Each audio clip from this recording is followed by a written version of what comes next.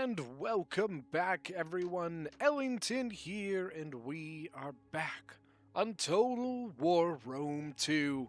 And we have got ourselves a 3 versus 3 today.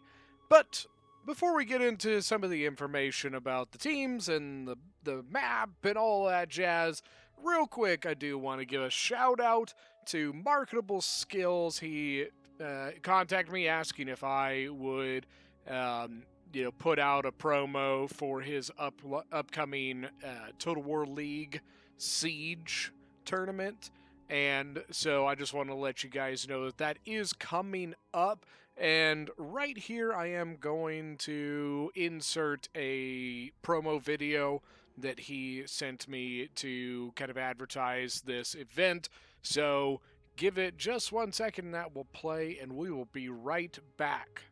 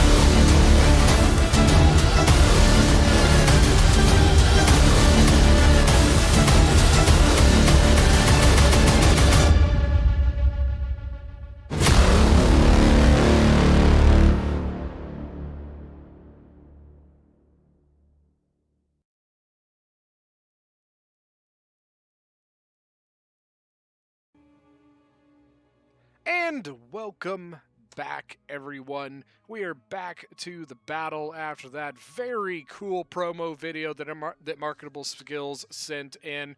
As you saw in that video, there is a link to his Discord and a link to his Twitch, but I will also insert both of those into the description, so please make sure to keep an eye out for that. But without further ado, let us get back to this battle. Alright, we're going to unpause it and bring up the HUD. So, for the defenders, we are on the settlement of Eildon, however you say it. I don't 100% know, to be perfectly honest with you, but this is it. It's actually a map we don't see too terribly often. Every once in a while it pops up. So this one was sent in by the Masacely player. His name is Royal Athenian, but we lovingly call him Scotty in the Discord. His allies, we have got Carthage being commanded by Keita Frag. And then finally, we have got Pergamon being commanded by Riggs. Now, for the attackers, we have got Swaby being commanded by Zekel. We've got Egypt being commanded by Grego. And finally, we have got Epirus being commanded by Gaming Baby. So, pretty standard stuff. So, a bunch of Cretan archers, a bunch of Samnite warriors, Italian swords. Can't see a whole lot of Egypt, but it looks like a lot of thorax. We do have elephants, African war elephants. And then there's the Epirus general all the way back here. And then for Swaby, what did Swaby go with mostly here? Looks like a lot of Bloodsworn and Swordmasters. I do think it's a little interesting, the place they are deciding. So they're going for this kind of, we'll call it the left corner, right? So you can see we've got a three-pronged attack, Epirus coming here, Egypt coming here, then finally Swaby coming into this spot. We do have a couple different artilleries. Let's see, so two artilleries, which I think that's fair enough. Egypt at least, is wasting a little bit of ammo. He's gotten himself into an arty fight with Pergamon. The thing is that, the spread of your shots and everything, you're just going to waste ammo going after this. Yeah, see me, look at the whole volley of ammunition just completely and totally wasted. The reason I think it's interesting that this corner, or at least I think their artillery positioning is a little bit interesting. It's a long shot. Both of these artilleries have a long distance to shoot here, which means that going for, not just going for breaches is going to be a little bit tough, but it's going to limit how far of the range that you actually have for your artillery.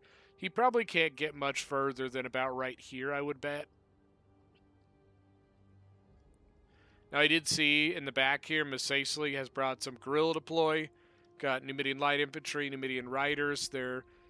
Neither of these units have stock, so that means that they're going to be visible pretty much as immediately, but they are hidden in the trees, so there's no real chance of them being spotted on accident for some weird reason. I know that typically line of sight matters, but it would not be the first time I've had some quirky, weird part of the map like mess that up, where your units are in this weird part of the map that boom, ta-da, ta-da, there it is. Hey, look, I've got guerrilla deploy, and so I understand putting them in the woods just on the off chance that they get spotted for some dumb reason. I guess technically it could still happen, but it's less likely to. So I wonder, are they still... Please tell me you're not still wasting ammunition on this. Oh my gosh, they are. I guess they did break it, finally, after a lot of ammo wasted. You can see, look at the... Don't, Swaby, please. So as of right now, Swaby is leading off with a Swordmaster all by his lonesome here. You can see Epirus is moving up on the left with a bunch of mercenary Italian swords, but the Swordmaster is all by himself up here. To be perfectly honest with you, if I was the defenders, I would be tempted if he stopped. So maybe not. I was going to say I'd be tempted to come out and just wipe this out with overwhelm it with multiple units. Archer fire something. Got another Swordmaster moving up here. So not even starting off with the low tiers, just going straight in with the big hitters. And here comes Egypt, a couple Thorax swords. There's his. So it looks like he went all Nubian bows. Some people do it to save ammo, or to save money, excuse me. I'm personally not a fan. I think I'd much rather bring my 3 Cretan archers and maybe 1 Nubian. I don't know. I don't know that I'm a huge fan of especially their Numidians is what which one? I can't remember what the, because these are the 35, okay, these are the right ones. I'm sorry, I'm completely and totally going stupid. Sorry. Never mind. Nubian bows is what I meant. Yeah, I would rather bring the 3 Cretan archers and then 1 Nubian bowman, Nubian bowman to fill my 4th range spot. Because the problem is that when you lose your armor and stuff like that, and so when you get into archer fights, you're going to be a lot less likely to be able to take a good archer fight with Nubian bowmen. But if you're just going to concentrate on shooting infantry, I guess it's not a terrible thing. Here, artillery. Is that Masacely making some long shots all the way over here? Looks like he's going for this right here, which is not a bad shot. You've got 3 units kind of clumped in together, including a unit of berserkers here. So he's actually, if he gets some hits here, even that one gets, 3. Another shot coming in now. Oh, there we go. 5 berserkers there. 6 berserker. Well, not all from that one shot, but... And he adjusted his fire and got a couple more. Here we go. So Epirus leading off. Mercenary Italian swordsmen are getting on the walls now. The artillery for Egypt got 70 damage so far on this wall, so he's going to take down the breach, it looks like. Unless he wasted too much ammo, which I don't believe he did. But after wasting a lot of ammo on this, and then wasting ammo, or not wasting, but using ammo, because this isn't a waste of ammo. He's not going to have much ammunition to use at all after this.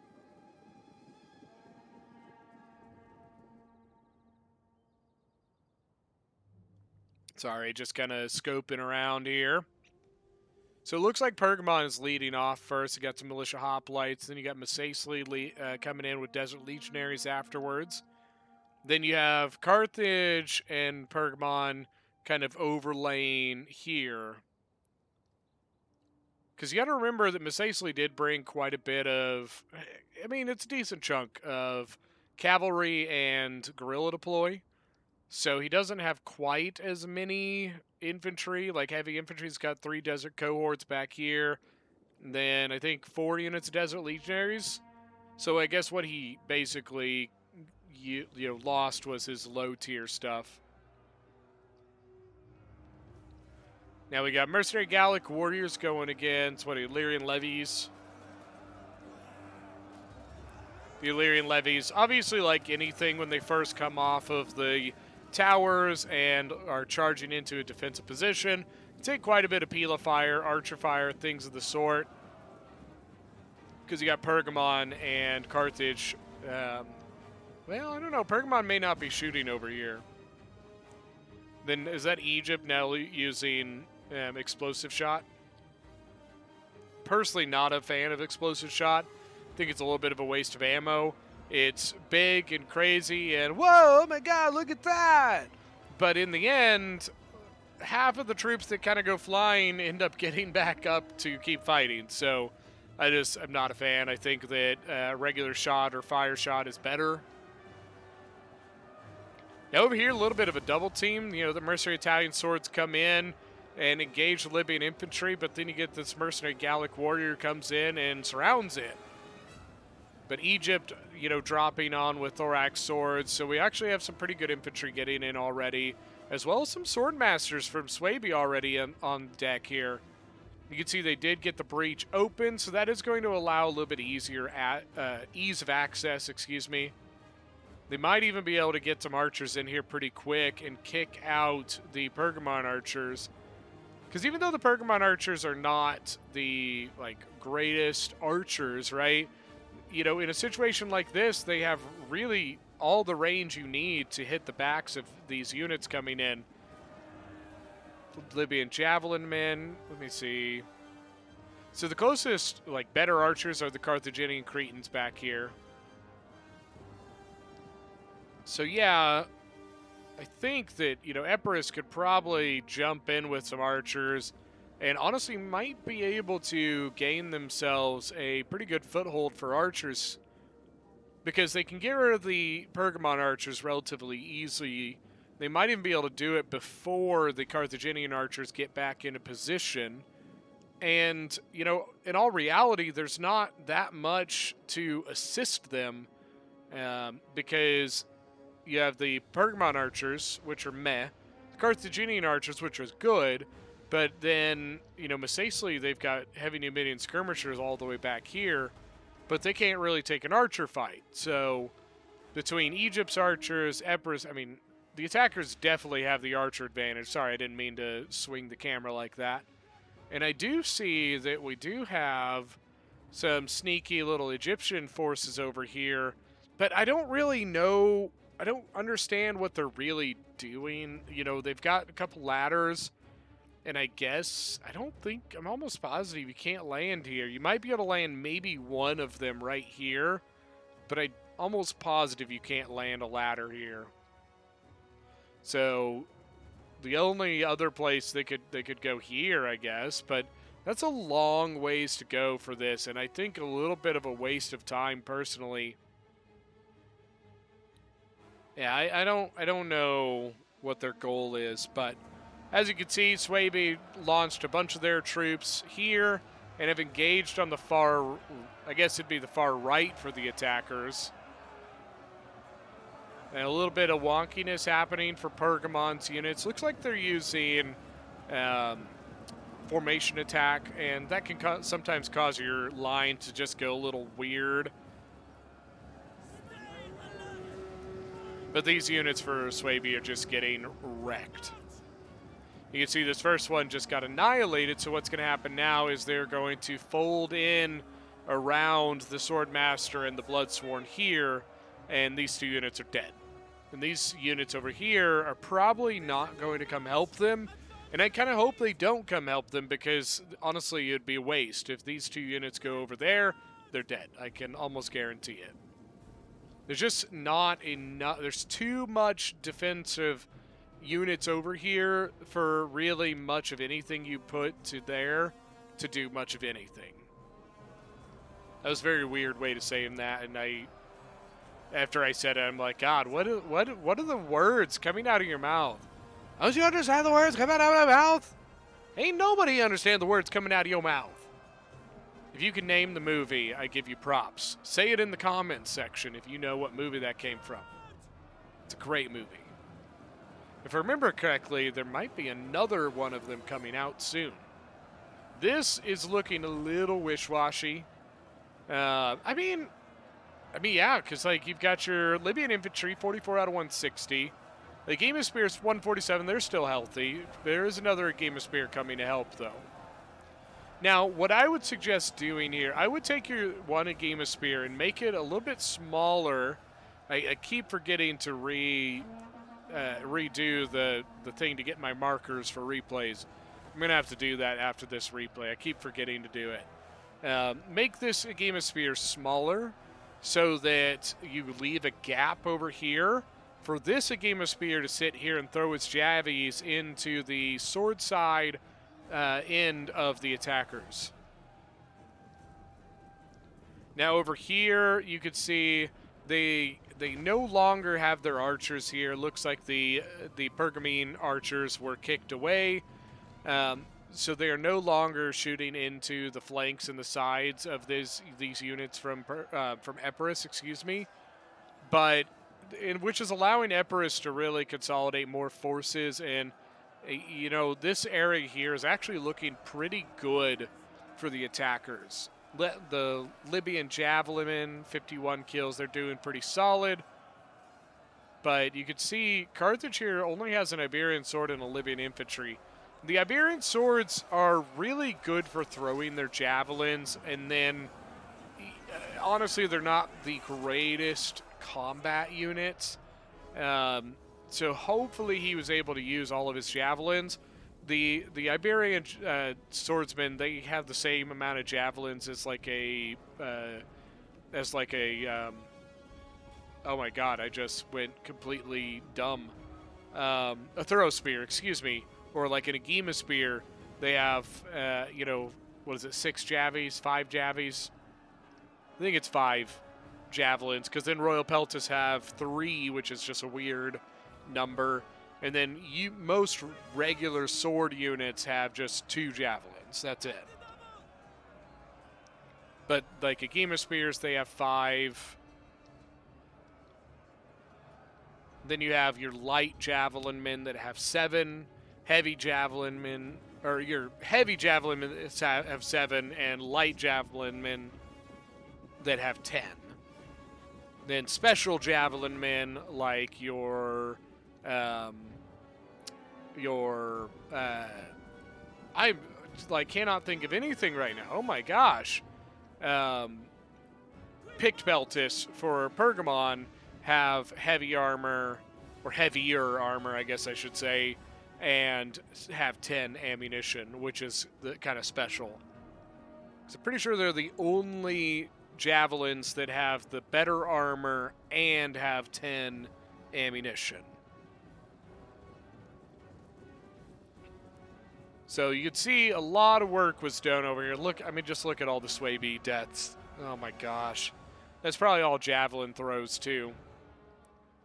29 kills, 36 kills, 103 kills, 107. Yeah, 107 with a chevron as well. Now all the way on the back, so they did make it in. So, yeah, so they were able to put one ladder down, and then they brought the other ladder over here. But you can see that Misasely has taken pretty much all of his desert cohorts and his general and brought them over here. Now, what they've got 144 Royal Thorax Swords, 152 Royal Thorax Swords, 154 Royal Thorax Swords, and then 2 Galatian Swords. So, Royal Thorax Swords are an elite unit. I'm pretty sure they're the worst of the Hellenic elite units. So you have like your silver shield swordsmen for, I mean, come on, say that 5 times fast. Come on, guys. Silver shield swordsmen for Seleucid. You have your Royal Peltis for Seleucid. Royal Peltis for Seleucid or Egypt. But I'm pretty sure the Royal Thorax are the worst of those. Of like any of your Hellenic factions. Look at the Bloodsworn here, 234 kills. They're about to get their first chevron though. So what that means is that typically it means that while they have a lot of kills, the kinds of kills they've been getting have maybe not been the best quality. You can see this area here is actually looking really, really wish-washy. Pergamon is kind of just chilling here with 2 Agema Spears. And I'm not sure exactly what their plan is with those 2 units. This one Bloodsword is actually rushing the hill, and Carthage having to rush down some units to cover the hilltop. But he also needs to get his Cretan archers the hell out of there. His Cretan archers are all by themselves, and I don't know really what they're doing.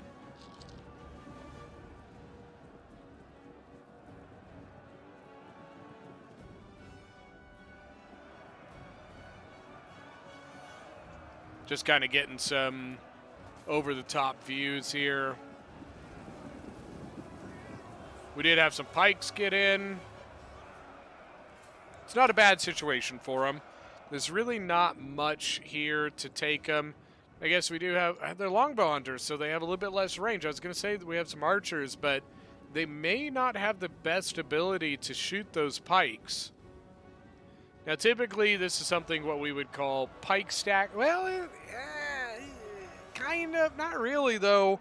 You know, he is kind of set up in a position that's really not, there's really not much there. I don't know that I would really complain too much about this for pike stacking. Typically, what we would call pike stacking would be, they're kind of, you know what I mean? It's just barely overlapped. I wouldn't raise a stink about that. You know, usually it'd be more like a full unit sitting on top of like a full Agema Spear or something. You can see Masacely has engaged over here, and they've kind of caught some, but looks like, where did oh my god. They just got annihilated. Jesus Christ. They were destroyed. So the Royal Thorax Swords just got annihilated. One Galatian sword is stuck in the gate, and there's really not much he can do about it. How much damage did they take? 139, 144. Looks like maybe, did the heavy Numidian skirmishers just get a ton of kills or something? This one only has 76. 72, 36. So it looks like just kind of a team effort put in by Masacely's units. Just annihilated the Royal Thorax Swords. And probably maybe some cavalry. Yeah, a little bit of cavalry kills. You can see this is not good here. Epirus in Egypt just pushing right on in. And there's really nothing left here to stop them over here. It looks like, honestly, Carthage has kind of just consolidated his units back to the back. He's got 2 African pikes covering the back end. They need to get their pikes out, though.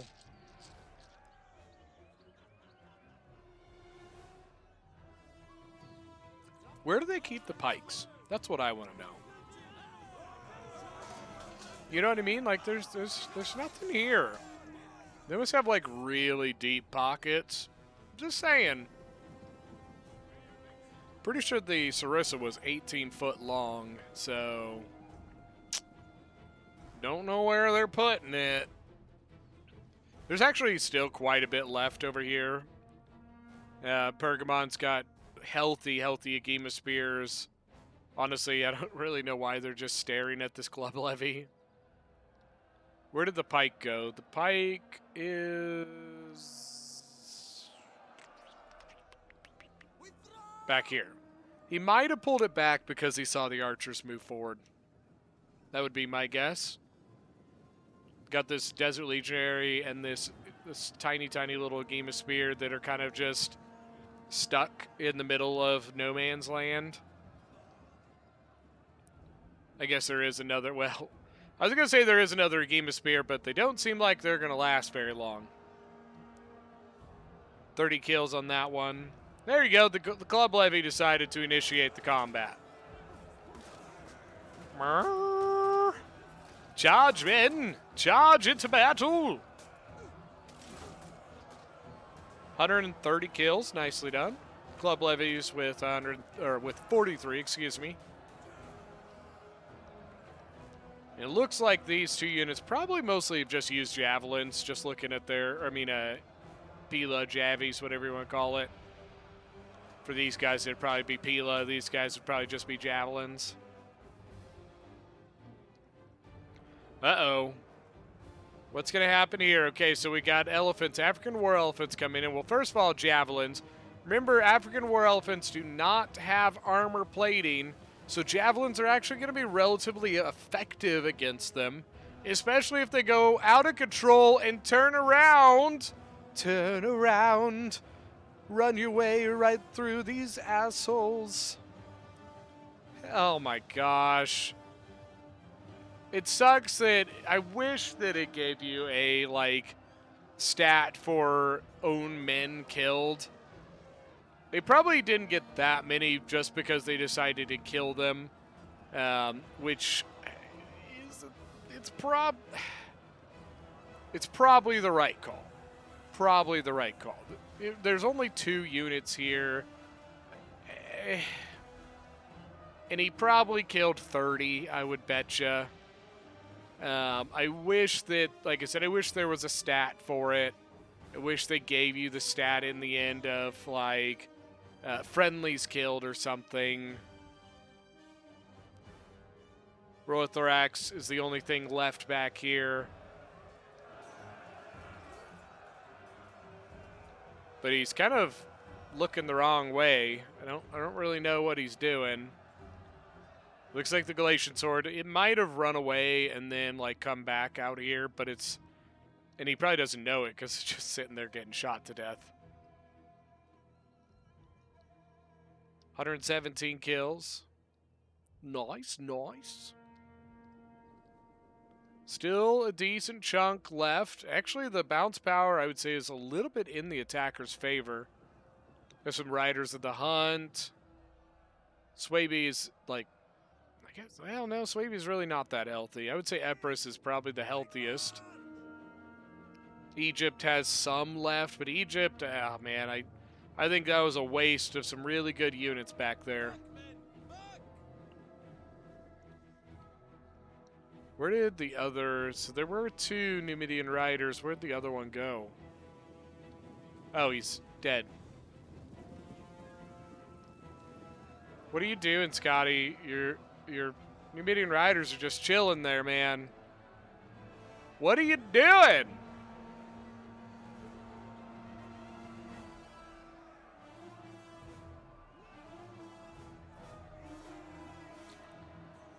Either charge or don't. But chilling, sitting here just looking at these guys is not going to do you any favors. All right, there they go. They got the pikes out. Once again, from nowhere. I want you guys to remember that. I am making no assumptions of where this pike comes from, but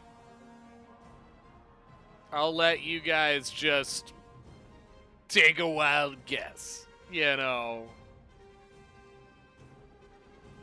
This is a little sketchy, so he did tell me that I think one player, I think he said one player drops pretty late. And I'm going to bet you it's probably the Pergamon player, because he did say he does drop, but he doesn't have much left. And I'm just from the player, the Pergamon not doing a whole lot right now. I'm going to bet you that's probably who it was that dropped. Which does kind of suck, because you do have a really healthy Agema Spear, and probably had a pike that is going to just, is dying and probably going to be kind of just gone, you know. And here we go, the Numidian light infantry coming in from behind. I don't think Epirus saw that, so he got in on the Epirus general, and he's gotten in on some of the Cretan archers. 226 kills on this one, 157 on that one. Oh my god, I think he killed all of the Egyptian archers here.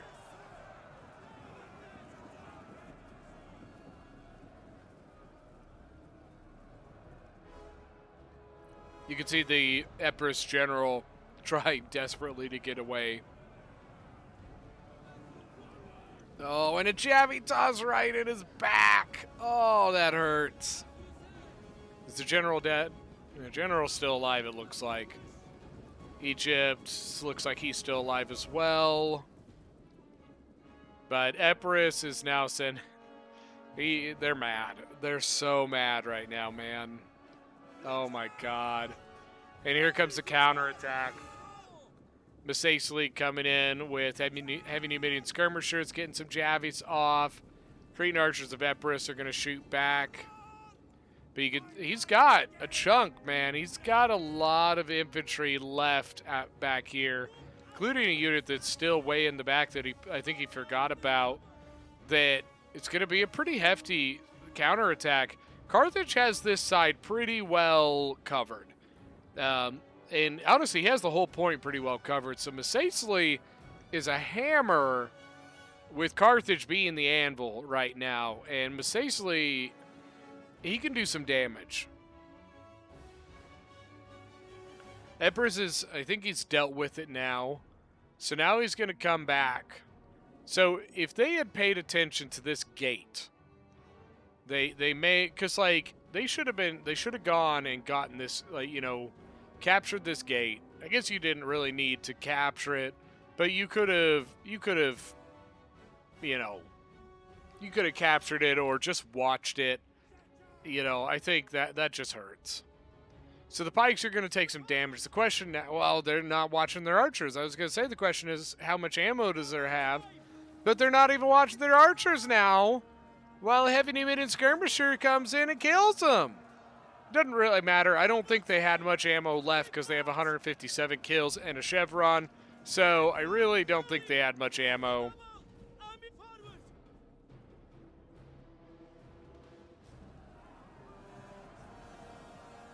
And now Masacely getting in on the Royal Thorax General.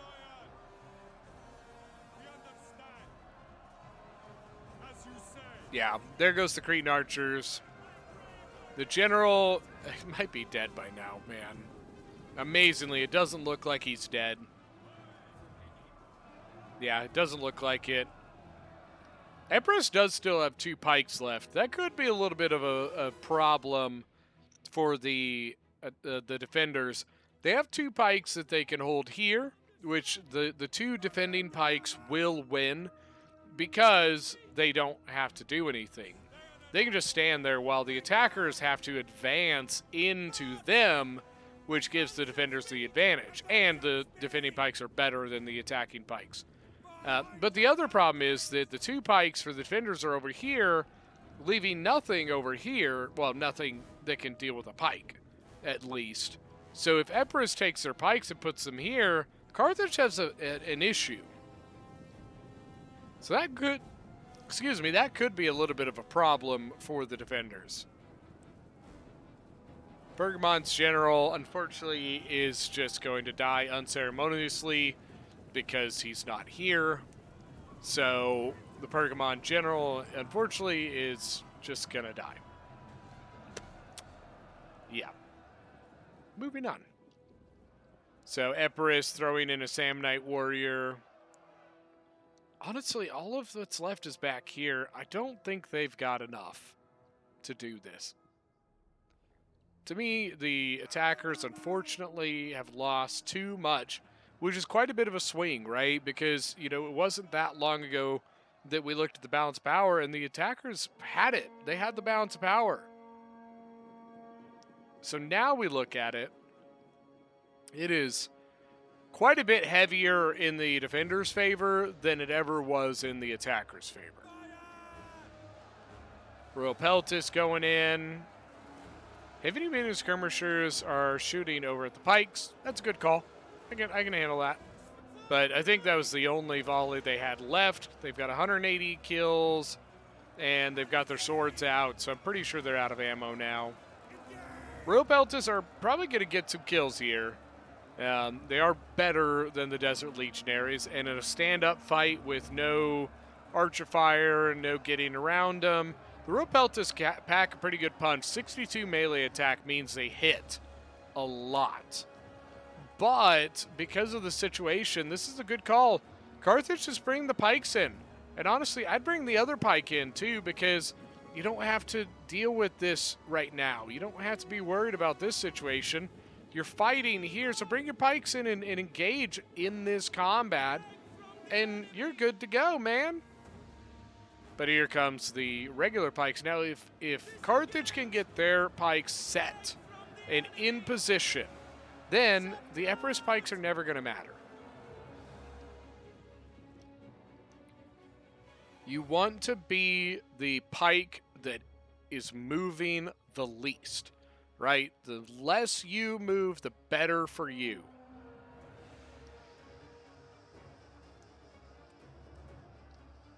Pergamon's general, pretty much gone. 136 kills, though. He actually got quite a few kills for a unit that was just stuck in one position, surrounded. Because remember, the last time we looked at him, he only had like 67 kills. So the pikes went in. Epirus pulled off his Royal Peltis. Here comes Carthage's archers with the little bit of ammo that they've got left. They are now shooting the regular pikes. As well as, oh no, they've got two pretty much untouched heavy Numidian skirmishers. And a third that probably still has ammo too. This is going to be rough. Epirus's pikes are about to disappear. Because you look, the regular pikes have only 65 armor, while the African pikemen have 70, and they just kind of go up from there. The regular pikes don't have very much armor, and they don't have the greatest morale either. They only have 45. Well, you can see the African pikemen have 55, which is it's a pretty good chunk.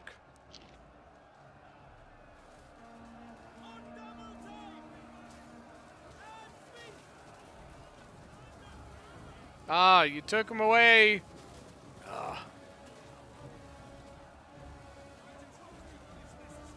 There's a pretty good. I was trying to get the two pikes going at each other.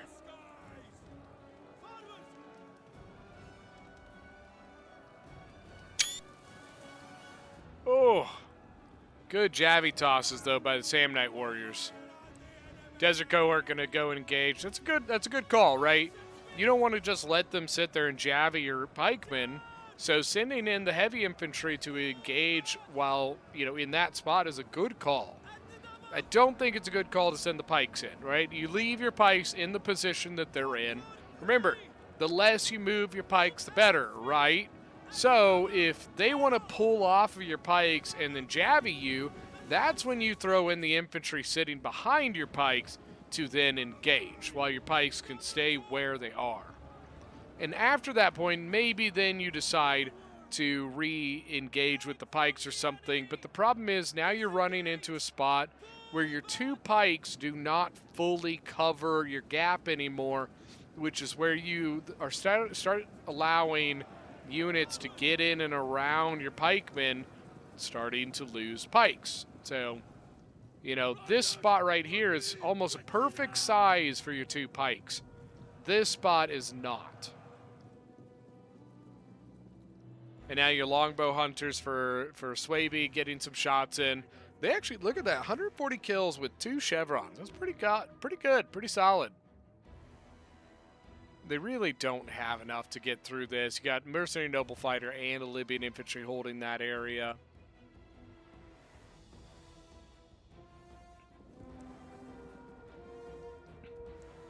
Yeah, I'm pretty sure this is just a done deal.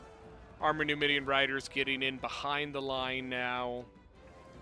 Getting into Longbow Hunters. Royal Pelters turning around. Turn around.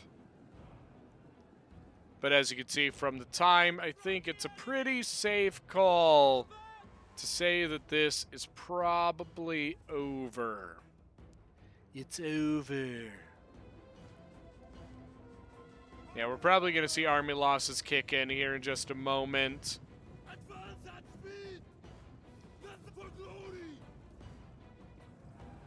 Yep, there you go.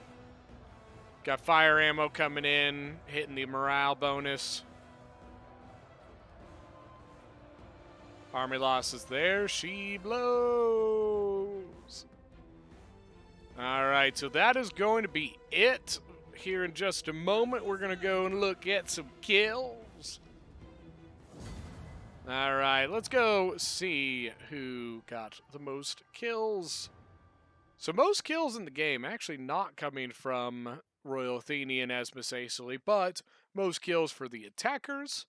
Royal Athenian as Miss Aesley with 2503. That counter, that sneak attack with the Numidian Light Infantry was clutch.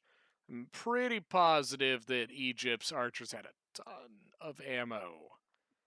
247 on the general. A lot of that was trash time kills, right? Like a lot of that, those archers there at the end. But still, kills are kills. His infantry doing pretty solid across the board, but look at that, 250 or 256 and 320. Riggs as Perkamon with 1705. It's solid. A couple of his units doing pretty well. A couple of them I would definitely hope to see a little more. Key to Frag as Carthage with 1869. His archers doing really well. Look at that, 294 with 3 chevrons. Woo! 104 on the pikemen. 203 on the Mercenary Noble Fighters with, look how healthy they are. Damn. For the attackers, we have got Game and Baby as Epirus with 1972. Look at that. Archers all did really, really well. Even though the Cav Gen did pretty solid. His infantry pretty good across the board. Zekel leading the game as Swaby with 2639. His Swordmaster is really doing well. But look at the Bloodsworn, 279, 226. Archers doing pretty well. 174 on the Berserkers. 221 on the Giant Ballista. Actually, that's pretty solid. Grigo 88 as Egypt with 799. Just not doing the greatest. Really, the big thing, the Royal Thorax swords, especially the ones in the back that kind of just died, unfortunately. There's not much that can be said. I'm just going to be honest with you, so we're just going to move on. But that is going to be it for today's battle. Thank you guys so much for joining. Don't forget that if you are new to the channel, hit that subscribe button, and we will see you guys next time.